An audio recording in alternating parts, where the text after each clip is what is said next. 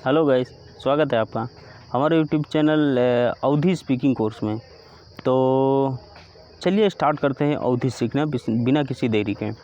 तो पहला अवधी वर्ड है, जैसे कि हम लोग नॉर्मल भाषा में किसी को बुलाते हैं तो कहते हैं यहाँ आओ, और अगर इसे अवधी में कहेंगे तो कहेंगे ओए यहाँ आओ, यहाँ आओ।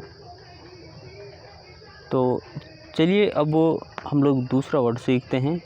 दूसरा वर्ड है जैसे कि यहाँ से जाओ, यहाँ से जाओ। अगर इसको हम लोग अवधी बोलेंगे तो क्या बोलेंगे? यहाँ से फुट लियो, यहाँ से फुट लियो। और जैसे कि कोई ऊपर चढ़ा है छत वगैरह पे और उसे ऊपर से नीचे बुलाना है तो हम लोग कहेंगे नीचे उतरिए, ये उर्दू हो गया। नीचे उतरिए, ये उर्दू है। और अगर उससे हम लोग को अवधी में कहना होगा तो हम लोग कहेंगे ओए नीचे उतर, उधर नीचे उतर। एक वर्ड और सीखते हैं। जैसे हम लोग किसी से कहते हैं कि